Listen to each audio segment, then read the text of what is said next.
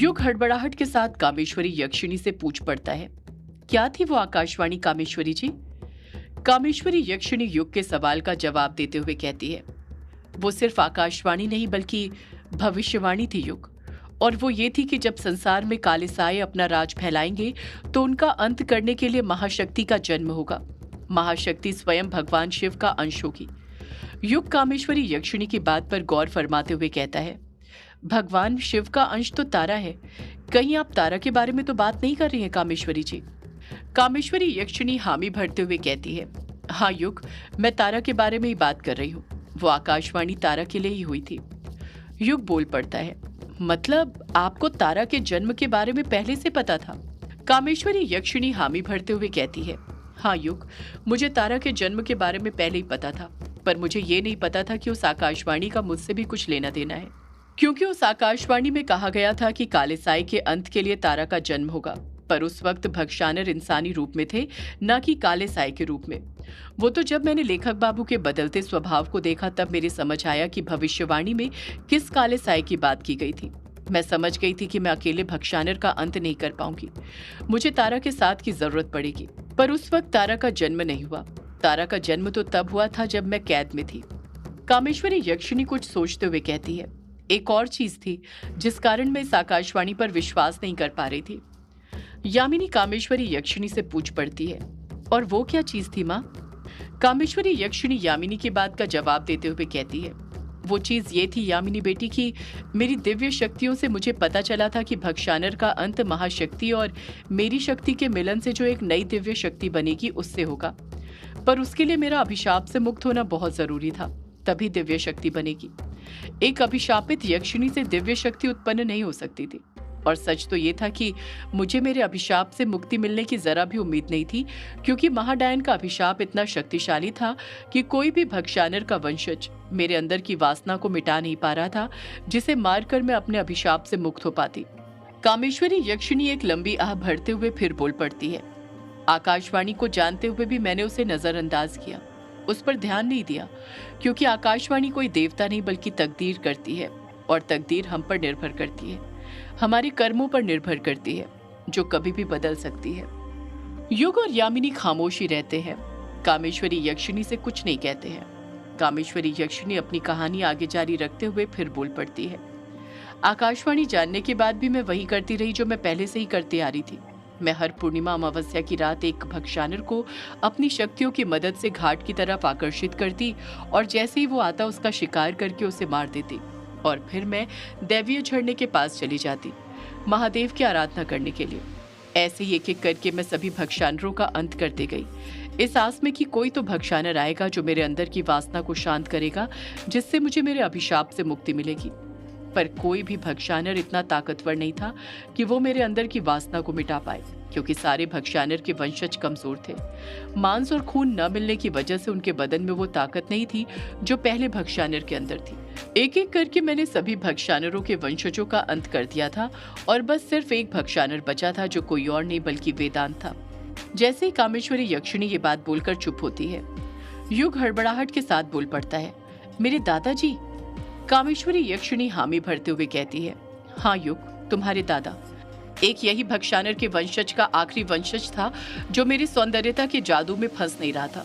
वेदांत बहुत चालाक और शातिर था, उसका अपनी इंद्रियों पर पूरी तरह वश था। यही कारण था कि मैं उसे अमावस्या और पूर्णिमा की रात चाहते हुए भी घाट पर बुला नहीं पा रही थी, और फिर मुझे किसी दूसरे मर्द का शिकार करना पड़ता था।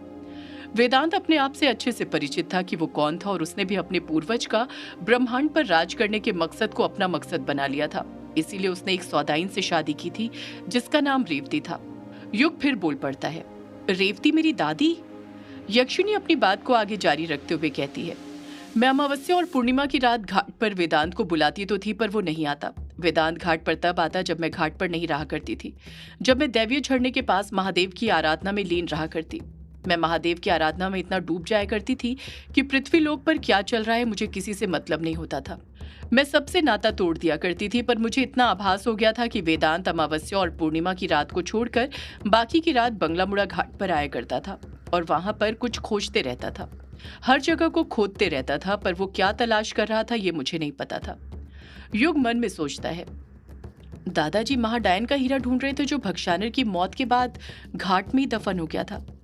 यामिनी तुरंत कामेश्वरी यक्षिणी को टोकते हुए कहती है, जब आपको पता था कि वेदांत अमावस्या और पूर्णिमा की रात को छोड़कर बाकी की रात घाट पर आते हैं, तो आपने उन्हें किसी और रात घाट पर आकर क्यों नहीं मारा? कामेश्वरी यक्षिणी यामिनी के सवाल का जवाब देते हुए कहती है, क्योंकि मेरे पास मेरा ताज नहीं था यामिनी। वो तो कब का वो अघोरी छीन चुका था और ताज की शक्ति के बिना मैं अधूरी थी। यामिनी पलट कर कहती है, पर आपके पास डायन की शक्ति तो मौजूद थी ना? कामेश्वरी यक्षिणी यामिनी से कहती है, यामिनी डायन की शक्ति मेरे पास हुई तो क्या हुआ, पर तुम ये बात अच्छे से जानती हो कि हमारी डायन की शक्ति भी तब सबसे ज्यादा शक्तिशाली होती है जब अमावस्या और पूर्णिमा की रात हमारा अभिशाप हम पर हावी होता है, वरना वो बाकी की रातें सामान्य ही रहा करती है।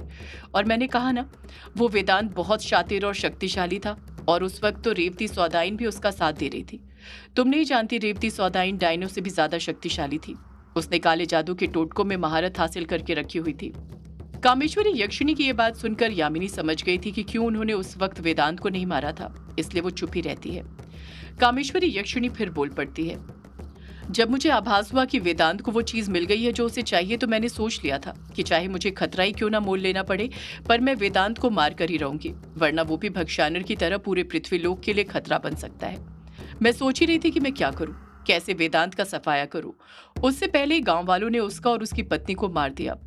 जिस रात वो मरे थे, पूरा पंचम गांव जल रहा था। ऐसा लग रहा था जैसे वो अपने साथ पूरे पंचम गांव वालों को लेकर मरे हों। पूरी रात लोगों के जलकर मरने की चीखों से आसमान गूंजते रहा। युग फिर खुद से बड़बड़ाते हुए कहता है, उस आग में ही मेरी माँ के माँ बाप भी जलकर मर गए थे।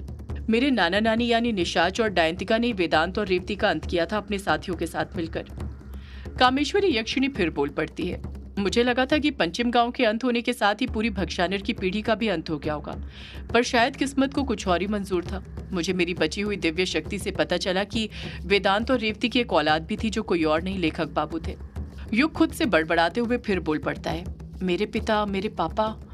कामेश्वरी यक्षिणी अपनी बात को आगे जारी रखते हुए कहती है, लेखक बाबू का जन्म रेवती के जिस कोख से हुआ था वो एक आम कोख नहीं थी, बल्कि वृष्ण कंटक टोना करके वो कोख तैयार की गई थी, जिसमें पंचम गांव की कई औरतों का गर्भपात कराया गया था।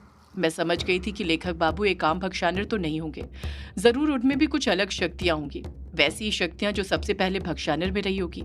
तभी उसको बचाने के लिए वेदांत रेवती ने अपनी जान तक कुर्बान कर दी थी।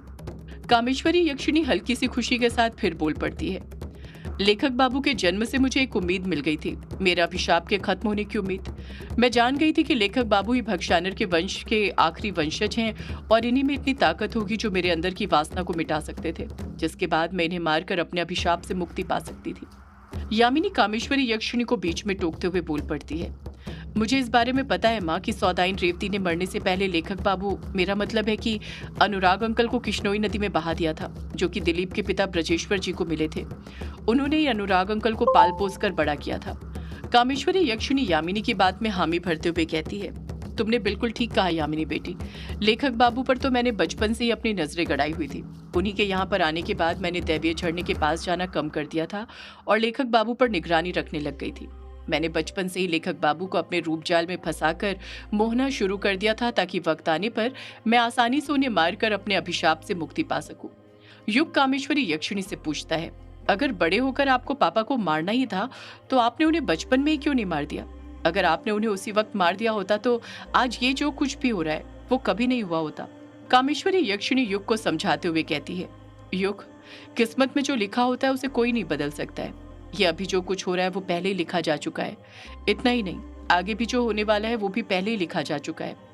हम सब तो बस उस ईश्वर के पात्र हैं जो उनके द्वारा लिखी इस कहानी को पूरा कर रहे हैं। युग कुछ कहने वाला था कि उससे पहले ही कामेश्वरी यक्षिणी फिर बोल पड़ती है, रही युग तुम्हारे सवाल की बात, तो मैं बचपन में ही लेखक बाबू को नहीं मार सकती थी। उसका कारण ये था कि लेखक बाबू उस वक्त एक छोटे से बालक थे। जब तक वो एक मर्द नहीं बनते मैं उनके साथ संभोग करके उन्हें नहीं मार सकती थी। युग समझ गया था कि कामेश्वरी यक्षिणी के कहने का क्या मतलब था, इसलिए वो चुप ही रहता है, दोबारा कुछ नहीं कहता है। कामेश्वरी यक्षिणी फिर बोल पड़ती है, वैसे तो मैंने सोचा था कि मैं बचपन में बस लेखक बाबू पर नजर रखूंगी, उनके सामने नहीं जाऊंगी, पर कहते हैं ना, जिन्हें मिलना रहता है वो किसी न किसी तरह से मिल ही जाते हैं। और मुझे वो पल आज भी याद है जब मेरा लेखक बाबू से बचपन में पहली बार आमना सामना हुआ था। कामेश्वरी यक्षिणी उस पल को याद करते हुए बड़े प्यार से कहती है, लेखक बाबू उस वक्त 7 साल के थे। उनकी आंखों में वो करुणा थी जिसे देखकर किसी का भी कठोर दिल पिघल जाए। वो कपटी दिली बचपन से ही लेखक बाबू से जलता था। उसने उनके साथ एक साजिश रची थी। वो उन्हें कालाझाड़ी जंगल में अकेला छोड़ गया था और कालाझाड़ी जंगल के अंदर उस वक्त कई खूंखार जानवर रहा करते थे जिनसे लेखक बाबू की जान को खतरा था और मैं लेखक बाबू को किसी भी खतरे में ऐसे पड़ते हुए नहीं देख सकती थी। इसलिए मैंने सोचा था मैं बस लेखक बाबू को ग्रेवयार्ड कोठी वापस जाने तक का रास्ता दिखाऊंगी। पर कब बातें करते हुए उन्होंने मुझे ढूंढ लिया, मैं उनके सामने आ गई, मुझे कुछ पता ही नहीं चला और मेरा उनका आमना सामना हो गया। वहीं पर हमारी पहली मुलाकात हुई थी जो मेरी जिंदगी का पृथ्वीलोक पर अब तक का सबसे अच्छा लम्हा था। ये बात सुनकर युग को याद आ जाता है कि इस किस्से के बारे में वो कहानी में पढ़ चुका था जो उससे भगशानर ने लिखवाई थी। अब युग को यकीन होने लग गया था उस कहानी में सारी बातें झूठ नहीं थी, कुछ सच भी था। कामेश्वरी यक्षिणी फिर बोल पड़ती है। उस मुलाकात के बाद मैं अपने आप को रोक ही नहीं पाई। मेरा मन खुद लेखक बाबू से मिलने का करने लग गया और फिर हमारी कई मुलाकातें होने लगी, कभी ग्रेवयार्ड कोठी में तो कभी घाट पर। मैं उन्हें दैवीय झरने के पास भी ले गई थी। मैंने सोचा था कि मैं बस लेखक बाबू के मन को अपने मोह में बांध कर रखूंगी ताकि वक्त आने पर उन्हें शिकार बनाने में आसानी हो। मुझे डर था कि कहीं वो भी वेदांत की तरह अपनी इंद्रियों पर वश पाकर अमावस्या पूर्णिमा की रात घाट से दूर न रहे।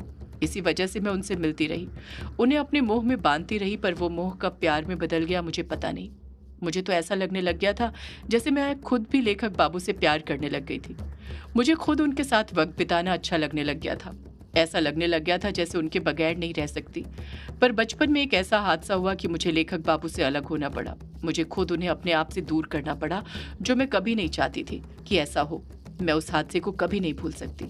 मैं आज भी उस हादसे के बारे में सोचती हूँ तो पछताती रहती हूँ। यामिनी हड़बड़ाहट के साथ पूछ पड़ती है, ऐसा क्या हादसा हुआ था माँ जो आप आज भी इतना पछता रही हैं?